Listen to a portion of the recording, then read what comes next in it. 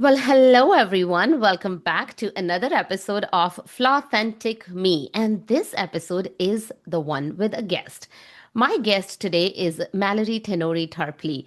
She is an award-winning journalist, a writing professor at University of Texas, and now author of a powerful new book, Slip: Life in the Middle of Eating Disorder Recovery. In this book, Mallory blends her own harrowing journey from a childhood with anorexia to her present day reality as a mother in recovery, alongside immersive reporting, emerging science, and social history of eating disorders. Her articles and essays have published in the New York Times, the Washington Post, LA Times, and Teen Vogue. Welcome to the podcast, Mallory. Thank you so much for having me. I'm really looking forward to this. Me too. Actually, when your team reached out to me, the something that really stood out to me is your story, which kind of goes very hand on hand with mine, and I'll talk about it in a moment. So, today we are talking about eating disorders, emotional eating, recovery, and what it means to embrace imperfection. I really want to talk about that as well. I was listening to your interview on the Glow Up and Show Up podcast last night just to get to know you a bit more. And you talked about how losing your mother at the young age of 11 and your struggle with eating disorders are deeply interconnected. And Yes. it was such a huge aha moment for me because I lost my mother when I was 14. Mm. So first of all, I don't say this lightly, but when you said that, it made me realize that even though I have not been diagnosed with an eating disorder, I have struggled with emotional eating my entire life. And I spent last night and today morning journaling about it and thinking about how has that played a huge role, because I do feel that food has been my best friend. It has been there for me always whenever I needed it. When mom was not there, food was there. So I want to start right from that place and talk to you about how does that how did that show up for you, losing a mother, and how did the eating disorders connect with that? Yes. Well, thank you for that. And I'm so glad that my story prompted you to want to journal and to make some connections. I always think that's the power of storytelling. So, my mom was diagnosed with breast cancer when I was 8 years old, and she was sick for about 3 years, during which time the cancer metastasized to her bone marrow, her liver, her brain. And while she was sick, our family really held on to hope that she was going to be okay. And we referred to her as a soldier in a battle. And even as she got sicker and sicker, we just kept telling ourselves, she's going to be fine. And as a child, I believed my parents when they said that. And I really wasn't privy to all that was happening to my mother's body. I could certainly see that she was frail and weak, but I didn't know just the extent to which she was sick. Looking back years later on her medical records, it was pretty clear she was not going to make it. But my family really wanted to shield me from that reality. And when she did pass away when I was 11, I just felt like I was in complete shock because I really hadn't been prepared for that news. And I continued with this narrative that I had to be okay. For so long, we said, Mom's going to be okay. And now I thought I have to be okay. So I went to school the day after my mom died. I wrote the eulogy for her funeral and didn't cry at all. I didn't miss any school. I ended up getting a perfect attendance award for the rest of that year. And it just was this interesting situation where I was putting on this happy face and people were praising me for being strong and resilient. And yet, deep within, I felt like I was falling apart. And the more time passed, the farther away I felt from my mother. And I really wanted to stop time. I felt like handcuffing the arms on the clock and just stopping time because I thought that would help me to feel closer to my mother. And at the same time, I was taking a health class where we were learning about good foods and bad foods, as the teacher called them, and learning what we should and shouldn't eat. So I was beginning to realize that I could change the way my body looked based on what I ate.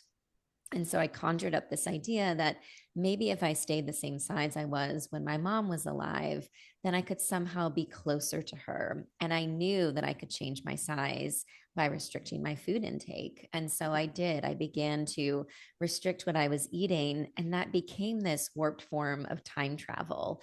It did make me smaller and did make me the same size I was when my mom was alive. And for a brief time, it did help me to feel closer to her. But ultimately, the irony of eating disorders is that we sort of think they're going to give us one thing, but they end up stripping it from us completely. And so for me, the food restriction pretty quickly turned into an eating disorder that left me feeling more out of control than ever and farther away from ever from my mother. Wow. Wow. I'm just listening to that and it's giving me goosebumps, especially that been there. Same story. My mother had cancer as well, in her uterus, and 3 years around the same kind of timing that you're talking about. I was 11 when she was diagnosed. Was never told that that's what was going on until way later. And everything that you're sharing, it's very similar story. Although I don't have access to her medical records. This was back home in India. We moved to Canada, so don't know anything what happened. But as you're describing, like it's just, oh gosh. But something that you said, and I'm so glad that I came across you because it has now opened this door for me, and I can't wait to get my hands on your book to really see how I have used food to save me, to keep, to soothe me. A lot of times it's literally soothing. Yeah. Your book, Slip. What does the word slip mean? For me, when I think of slip, it means that, oh, yesterday was my day before yesterday was my birthday, actually, and I had a cake. But then there's this leftover cake. So, next day, early morning, breakfast time, should I be eating my healthy breakfast or should I be eating that slice of cake? And then I have that slice of cake, and then I'm like, oh, well, you know what? Now that it has happened, let's just eat more. So, what does the word slip mean for you for the book? Yes, that's a great question because some people may not necessarily make the connection right away and seeing the title. And for me, when I was in treatment for anorexia throughout my teenage years, I was quite sick and eventually was able to get to a better place in my recovery. And when I left treatment, I really wanted to just be fully recovered. And yet I didn't really know what that meant. In my mind, though, it meant that I couldn't make any wrong moves. I had to eat perfectly. I had to exercise just the right amount. I had to get all A's, do all the extracurriculars. I had to stop therapy. And that, in my mind, was what full recovery meant. And I was petrified of making any slips or making any wrong moves because I thought that if I did, I would immediately slide back into dangerous territory and get sick again. And so that was quite insurmountable in terms of just the pressure that I felt to really maintain this full recovery. So for 2 years, I tried to maintain it. But then in college, I ended up relapsing and fell into this vicious cycle of binging and restricting. And I felt like I was failing both at anorexia and at recovery.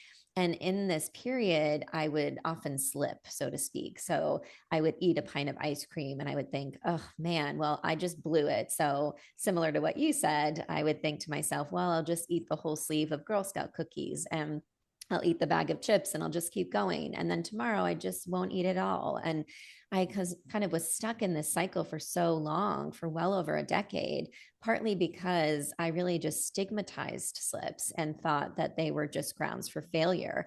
And that felt really defeating. And it led me to just stay really stuck in these behaviors. And it wasn't until my late 20s where I was helping journalists to tell stories about the messy middle. We called them restorative narratives. And they're essentially stories that show how people make meaningful pathways forward in the aftermath of trauma and tragedy and illness. And as I was telling journalists to kind of explore these messy middles, which often get overlooked, it occurred to me that that could actually be a helpful framework for my own story. And I began to question what would it look like if slips were not grounds for failure, but rather opportunities for growth?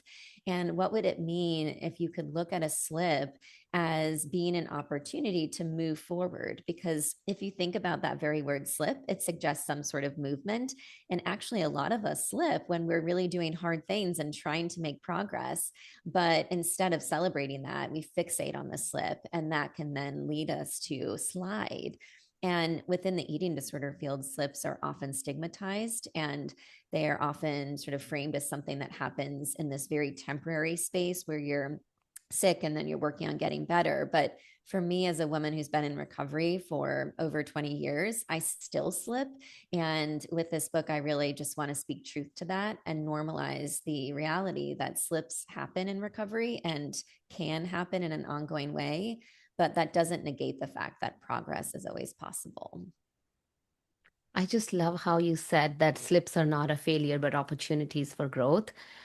In my work, I work with a lot of women who are struggling with their habits. So, healthy eating and exercising and meditation and whatever, all those personal growth habits. And something that I have noticed over and over is that one failure and they think that's it. In fact, for the month of July, in my community, we were doing a habits challenge.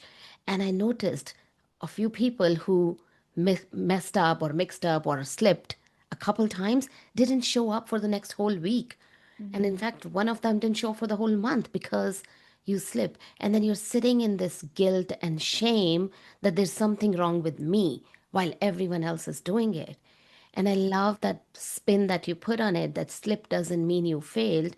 It means you're doing something hard. You're working hard and you're doing things that are going to make you a better person or help you grow on the road to recovery. It's Yeah. just such a beautiful way to look at that. I want to talk about you. You mentioned that messy middle, and I know you call it the middle place of recovery. So when I think of that again, I feel that middle place is the hardest place to be. I am. I haven't actually. You know what? This is it. We're going to make this public. I haven't mentioned it. I decided a day before my birthday that I'm not going to color my hair anymore, and no one knows. So here we go, everyone. Now you know it's public information. But I am so scared of that messy middle because I know when it starts growing from that roots and I have a lot of gray roots. And when it gets to that, you have that line and it starts showing, I'm super scared of that messy middle. And people feel that they cannot move on until they're fully recovered. They Mm-hmm. feel that it has to be perfect. And you just talked about imperfection as well. So, what is your interpretation of that middle place when it comes to recovery?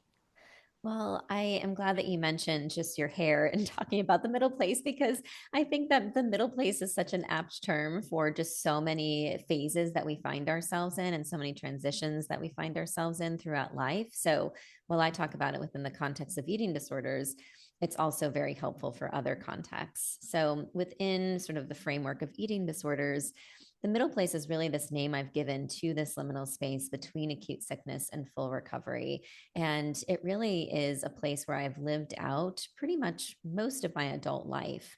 And like I had said earlier, for so long, I felt like there wasn't this space in between full recovery and acute sickness. And I thought if I slip just once, I'm going to immediately get sick again.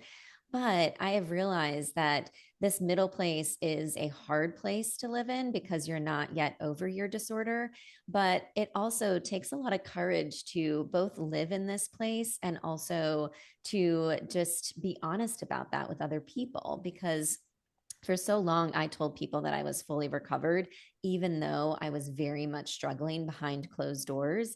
Yeah. And that narrative felt so inauthentic to me, but I didn't have the words to describe where I was at. And while I was really struggling, I was more on the side of sickness than not during that period of relapse. But then once I began reframing my thinking around slips and came up with this middle place terminology, I began to make progress forward and began to realize that I was no less special, no less courageous just because I hadn't yet reached full recovery. And for me, full recovery often seems like a fixed state, whereas with the middle place, it feels like there's always this movement and momentum that can happen and that can occur. And sometimes that movement is backwards a little bit, but there's always that hope and possibility of being able to continue to move forward. And so now in the middle place, every time I slip, I say, okay, I slipped. What happened in that moment? Why do I think it happened? Who can I talk to about it? And how do I get back up now? Not next week once my deadlines are done, or not next month once school starts or whatever it might be, just thinking about how can I get back up now.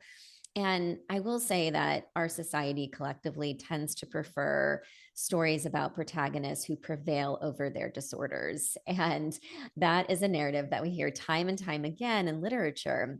And for so long, I would read eating disorder books, and they were always told from the perspective of people who are fully recovered. And I don't want to discredit their experiences because I think they're quite valid, and that can be really hopeful for folks just to know that some individuals can get to that place of full recovery.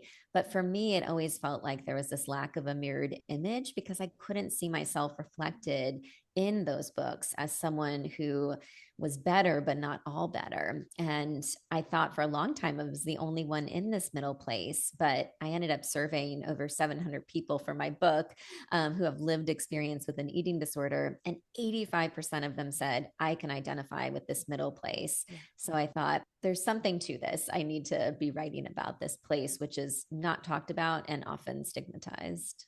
Yeah, and I love that it also reflects that whole idea of imperfection. Healing or recovery doesn't have to be this linear path to this end state.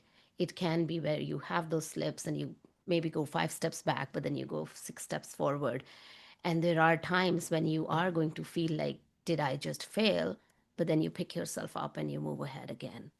Yes, exactly. I want to talk about this from a cultural perspective. So, a lot of my listeners are South Asians, and food is very intricately weaved into our culture. All our celebrations, even meetups, get togethers, families coming over, someone's visiting, it's all about food. What are we cooking? What's for breakfast? What's for lunch? What are the snacks? And not just that, but also there is this pressure to eat more. So I don't know if you have ever heard about this, but in Indian culture, if I don't eat enough, I am kind of insulting the host. Mm. That's the usual narrative. And you'll be, if you say, okay, I'm done, no, there will always be this pressure. Come on, just take one more, little bit more, have more, one more serving. There's that pressure. There's that also pressure to be thankful and grateful to the host. On top of that, there's a lot of shame that comes with body image. There's a lot of shame, and I just did I think that's the podcast episode that your team listened to when they reached out to me. It was called Fat Babies, Skinny Teens. So when you are a baby, there's this whole thing about your kid is not eating enough. And my son was one of them. He was very skinny. And I had to hear from everyone, you got to feed him more. You're not feeding him enough. He's so skinny. And the moment that kid is like 11, 12, 13, now they're like, oh, your baby's too chubby. He or she needs to lose weight. And this narrative goes on. You're pregnant, then, oh, you didn't gain enough. And then the moment the baby is delivered, you got to lose the weight. So there's all this shame and blame, and I can go on and on and on.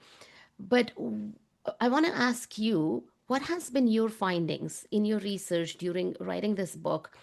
What role does that cultural role and also the body image and being authentic, that's the name of the podcast, what role does being authentic play in eating disorder recovery? Yes. So it's really important to just do what you did, which is to acknowledge that food plays a different role for each of us individually, but also culturally and Yeah. societally.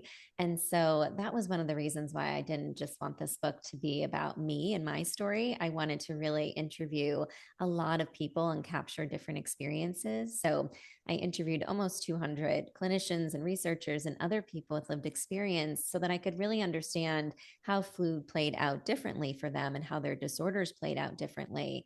And there were a lot of instances where people who were not white like me and who were from different sort of countries and cultural backgrounds would say, well, actually, my family thought that it was really offensive when I wouldn't eat meals. And they would Yeah. say, why aren't you eating? And they didn't realize that I was stuck in this disorder that I really couldn't get out of. They thought that I was just offending them. They didn't understand what I was actually struggling with.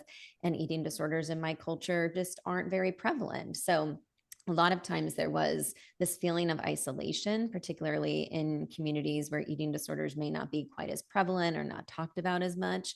And so in those cases, it was sometimes harder for the individuals to get help and also harder for them to be understood by their families because they were struggling with something that seemed so enigmatic. and that seemed to run so contrary to just their cultural norms and systems. And so there are many cases like that. Even talking with individuals from the Black community who would say, well, it's very common for, Black women, for instance, to have binge eating disorder, but far less common for Black women to struggle with anorexia. So I didn't feel like I really had anyone to talk to. And again, felt misunderstood. So it's important to recognize that there are a lot of stereotypes about who does and doesn't struggle with eating disorders and why that's the case. And we really need to move away from this thinking that eating disorders or disordered eating only affect young white teenage girls, because that has been the stereotype for far too long. Yeah. And so part of that too comes with recognizing that we need to have diverse staffs and treatment centers and more diverse dietitians, for instance. I interviewed one woman who was Hispanic, and she said that a dietitian she'd seen for her anorexia had essentially told her that she should be making lots of kale at home, which was an odd recommendation to begin with. But her mother never cooked with kale, right? I mean, Yeah. her mother grew up in Guatemala and didn't really cook with kale or quinoa, which is another recommendation. And so there was this disconnect between what the dietitian who had lived all of her life in the US was recommending for this girl who had grown up in Latin America. And so thinking about those disconnects is really important so that we can really be culturally sensitive when we approach conversations with people who may be struggling and also when we approach treatment. Yeah. And something you said reminded me of a conversation I had with my niece when you said that it's not just young white teenagers or young women. And so it's not just white, it is very prevalent in my culture. So, everyone who's listening right now, I want you to take that moment. If you're not struggling, but look around you and look at your kids, your daughters, especially with this world of social media. So I'm going to tell you about the conversation I had with my niece. We took a picture, and she's 21, and she's like, "Oh my gosh, I'm looking so fat in this picture." Like, she literally used that term, like the F word. And I said, "Look at me, look at you. You are like this skinny." Like, literally, I can hold her waist in my two hands. And I'm like, "Where? How?" So, this body image, as I mentioned, with the social media and this whole obsession with how you look, especially being looking very skinny, we think that this was a thing of the past, but I feel it's this huge pandemic. I'm sorry but to use that word, but this huge pandemic coming, especially with the comparison, thanks to social media. While it's a boon, it's also sometimes a curse. So I want everyone who's listening to realize that this is not just something that happens to young white girls. Our girls in our culture are struggling with body image, and they're sometimes not open to say that, especially when they see their mother struggling with her own body. I have clients who are like constantly looking in the mirror, and all they see is every flaw that they can imagine. And then that's the message they're giving to the younger girls. So when you say this, I'm really grateful that you said this, that it's not something that only a certain group of girls or people struggle with. It's everywhere, and it's becoming more and more, actually. So get Mallory's book. If you feel that you can't talk to anyone, and if you feel that you don't have that support, reach out for help. Send me a message. But talk to someone. If you feel that you're not getting that support from your family, or they don't understand and they just think that, oh, eat. I'm all over the place, but it also reminds me, you said that you looked at the social history of eating disorders. Something in my culture I have noticed is that my parents grew up in that age of colonization. And one thing that I heard growing up is, we didn't have food to eat, and here you are not eating. So there's that whole guilt then that, oh, my parents didn't have food, but I don't want to eat right now. So that I really just wanted to highlight that reach out, ask someone for help. So thank you for saying that. So my next question I had in my mind was that your book blends that personal experience. You interviewed so many people. What surprised you the most in your research when you were talking to the experts or the patients about the reasons behind eating disorders? Like, what was the one thing that you were like, whoa, I didn't expect that? Mm-hmm. Yeah, so it was really interesting when I spoke with a geneticist who talked with me about just how genetics play into the development of eating disorders. And this was really intriguing to me, both as a woman with lived experience, but also as a mother who has a 7-year-old son and a 9-year-old daughter. So there's been a lot of really fascinating genetic research that looks at the genetic risk. And essentially, girls who have a relative with anorexia nervosa are 11 times more likely to develop the disorder themselves. And I remember when I learned that statistic, I just felt so crestfallen and heartbroken. I thought, oh my gosh, am I going to pass this on to my daughter or my son? But in looking at the research and talking with geneticists, I realized that we don't inherit eating disorders. We inherit a vulnerability to them. So we are not genetically doomed if our parents had an eating disorder, nor are our children genetically doomed if we've had an eating disorder. So there are sort of four factors that often play into whether someone develops an eating disorder. So, certainly, there are genetic risk factors, but there are also genetic protective factors. We don't know as much about those, but we know that they exist. And then there are environmental protective factors and environmental risk factors. And as a mom, I try to focus a lot on those environmental protective factors, knowing that I can't control the genetic factors. Yeah. And sometimes we can't control those environmental risk factors either. So, for me, one of those risk factors environmentally was losing my mother, right? So, trauma we know is something that can really trigger the onset of an eating disorder, and that's an environmental risk factor. Sometimes, though, it's something that is more innocuous. So, for instance, maybe it is a series of comments that a health teacher makes about a child's body, and that child begins to internalize that and then begins to restrict food intake, especially if they're already genetically predisposed to having an eating disorder. That food restriction can get them into an energy deficit where they're essentially kind of consuming fewer calories than they're burning. And they are really sort of setting their bodies up to get into this rhythm of restriction. And it becomes harder and harder to get out of that. Other times it can be something innocuous like someone choking on food and then being fearful of eating after the fact, right? And then that food restriction just gets worse and worse. So there's a variety of different factors, and it's rarely ever just one thing that contributes to an eating disorder. But it's really important to just recognize that sometimes something that seems relatively harmless could actually lead one to develop a disorder. So, particularly for individuals who may seem or feel like they're beginning to restrict or beginning to notice what may feel like warning signs, it's so important at that juncture to try to seek help, because the earlier someone receives help for what could be an eating disorder, the better the long term prognosis. Yeah, yeah. And you talked about motherhood. I know you're a mother as well, and you said this whole genetics factors and everything. So that reminds me of, well, so it reminded me of an instance that happened with a client, but I'm not going to go there actually. I just want to ask you, how has motherhood changed your perspective on recovery? Because you call yourself a mother in recovery. So how does that play a role? And even your whole, when you thought of being a mother and pregnancy and with recovering in that middle of place, how did that play a role? Yeah. So I always knew that I wanted to be a mother. And for a time, I thought that maybe once I became a mother, I would reach full recovery. And I knew that that probably wasn't going to happen. It seemed a little idealistic, but the writer in me liked this idea of having a very cyclical story with these beautiful bookends where I thought, well, I lost my mother and then developed an eating disorder. So maybe becoming a mother is what will free me from my disorder.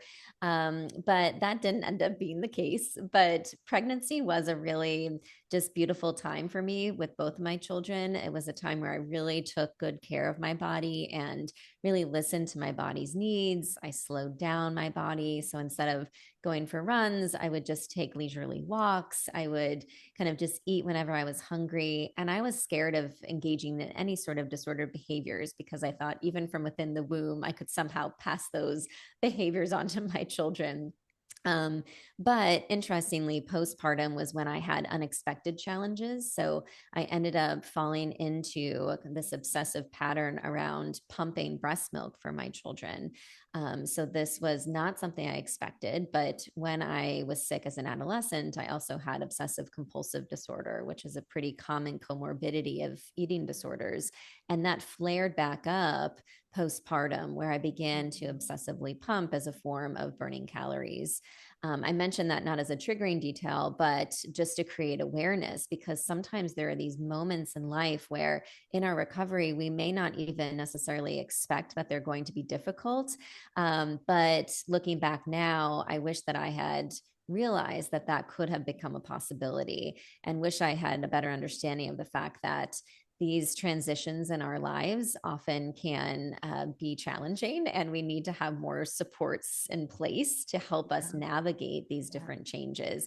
Even if one part of the transition, like in this case, pregnancy, was easier than we expected, the other side of that transition may be harder. But once I stopped nursing my children, I was able to fall out of that behavior and kind of get back on track. But as a mom now, I really just think about how I can help my kids to see who they are outside of the way their body looks. So for my 9 year old's birthday, I created this little mirror, and it's in the shape of a flower. And on each petal, I drew a word that describes who she is. So creative, kind, loving, empathetic. And it hangs in her bedroom now. And when she looks at it, she can look at it and see who she is and not just what she looks like. And so I really try to help my kids to think along those lines and to realize that all bodies are worthy of respect. It doesn't matter what they look like, how big or small, how short or tall. I want them to recognize that their bodies are always going to be worthy of respect, just as others are. And I try to help them to see how food fuels their body. I don't have any foods off limits in our house, and that's partly just my own efforts at eating disorder prevention. I don't like to forbid foods. I, of course, want my kids to eat a variety of different foods, but I try to help them to think about how food fuels their bodies and how it helps them to be able to take up space and move and play. Wow, I love that mirror idea. That is so, so beautiful. I do mirror work for myself. I tell my clients to do that, but that's just taking it to next level because now every time you look in the mirror, you are seeing these beautiful words that describe you as a person, but not your body. I Yeah. just love, love, love that. Uh, feel this conversation is just so beautiful. And I want to wrap up at the end with talking more about your book. But in every episode, I do something called a rapid fire round. So I don't know if you were aware of that, but we're just going to throw it at you. If you're ready, let's do it. Yes, I will do my best. Okay. One word to describe your writing mood. I'm going to say nuanced. Okay. The first thing you Googled when you decided to write Slip. Hmm. Eating disorder recovery. Okay, pretty obvious. Yeah. You go to snack when you are going through an emotional phase in life. I go to snack. Is that what you said? Yes. Yes. So usually the snack that I choose is trail mix. There's something about kind of just picking it apart and the sweetness and the nuts that I've always Yeah. found, yeah, Yeah. satisfying. Yeah. And I didn't want to ask this as a triggering question, but your answer actually, I find trail mix very mindful. It's interesting. Mhm. Most snacks you just eat and you don't realize how much, but with trail mix, because you're picking, I find eating trail mix very mindful. So Yes. that's a good snack. A book that you would recommend to someone. So I love the book Between Two Kingdoms. It's written by a Tunisian writer named Suleika Jawad. And it looks at just her life as someone who has cancer that is incurable, but she does a really beautiful job of talking about middle spaces. So Oh, certainly resonated with wow. me. Wow. I got to add that to my list. It sounds something I would enjoy. If your inner critic had a name, what would it be? Gremlin. Oh, yeah, those gremlins. If you weren't a writer or a professor, what would you be doing today? I think I could see myself as a psychologist. I had ideas about maybe one day studying Mhm. psychology, but ultimately just went with writing, which was always my first choice. First choice. Oh, beautiful. One thing that you do which always calms you down. So I do origami and I love the act of just keeping my hands busy and creating something. And all it takes is a little square piece of paper. Yeah, which brings me to next question. What's the coolest thing you have ever folded with origami? Ooh, so I once made a really beautiful vase that had all of these different lilies coming out of it. So it had Wow. lilies with stems, and I used this really beautiful paper for the lilies. So eventually they got all dilapidated and I had to throw them away, but they were on my desk for quite some time. Oh, wow. Okay, you live in Texas, so my question is what's your favorite season? So I love fall, although we don't have as great of a fall down here as we did in Massachusetts, where I grew up. But I love just, yeah, the leaves falling and just the start of cooler air. Yeah, and I asked that question because we Canadians are obsessed with fall, especially, and we have like I live in Ontario, and we just have this beautiful colors, and we have an obsession with weather in general because it's just too cold all the time. My last question is my favorite question. I ask it to everyone. So the name of this podcast is Flawthentic Me. Fill in the blanks. I am flawthentic because. I embrace the real honesty that underlies my story, and I don't try to pretend to be someone I'm not. Wow. Yeah. And I saw that throughout the conversation, how you've talked about not just that finish line of recovery, but these day-to-day slips and the middle place. So I can see that how that plays a role. Okay, so coming back to our conversation, I just have one question and then we'll wrap up. What was the hardest chapter to write Hmm. in the book? I would say the hardest chapter was the one about when I was in a psychiatric ward. So I was hospitalized 5 times, and then I was on a psychiatric ward 3 of those times. And it was just really challenging going back through those medical records from that time. And I revisited the hospital. And just that was a really challenging part of my life and treatment. And in reporting that chapter, I learned that 2 of the girls who were on the ward with me had actually died due to complications from anorexia. And so I ended up reaching out actually to one of their parents and was able to interview the mother and include her perspective in the book. But just writing about my own experiences and then learning about those girls and the fact that eating disorders really can be life threatening was just a really poignant part of the writing process. Yeah. And I'm really, as you're mentioning that, I'm really grateful to you for visiting those parts which might be really hard or maybe even triggering, but you took your story and you, I always say this, that your story can be someone else's survival guide. And I'm glad that you took your story and you wrote this survival guide for those who are in the maybe in the beginning of the recovery or maybe in the middle place. And you wrote this book for them. So thank you so, so much for writing this book. I can't wait. Tell me more. I think it's coming out next week. So tell me more about the book.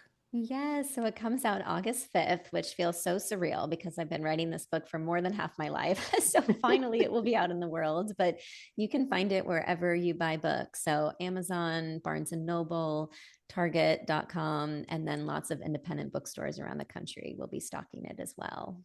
That's perfect because that's the day our podcast is going to come out as well, which is next Tuesday, August 5th. So thank you so, so, so much. Where can my listeners find you? They can find your book on Amazon. As you mentioned, I will share the link in the show notes as well.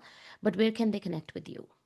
So I have a weekly newsletter where I share writing tips, and it's just Mallary, Mallary.substack.com. And then I'm also pretty active on Instagram, and that's just my full name, Mallary Tenore Tarpley, which maybe we can put in the show notes because it's a Yes. bit of a mouthful. Yes. Absolutely. I will add all those in the show notes. Thank you so much for being on here. Everyone who's listening, if you have ever struggled with, it doesn't have to be an eating disorder. I finally realized that my emotional eating and my struggles come from this trauma that I had as a child. So if you are someone who has struggled with body image or just emotional eating or eating disorder and maybe you haven't recognized that, thank you for listening to this podcast, first of all. And secondly, go get help. And thirdly, grab Mallory's book because that could be that first place where you finally see the insights. So thank you so much, Mallory. It was a pleasure talking to you. Thank you so much for having me. And on that note, this is Sunny and Mallory signing off. Keep loving yourselves and stay authentic.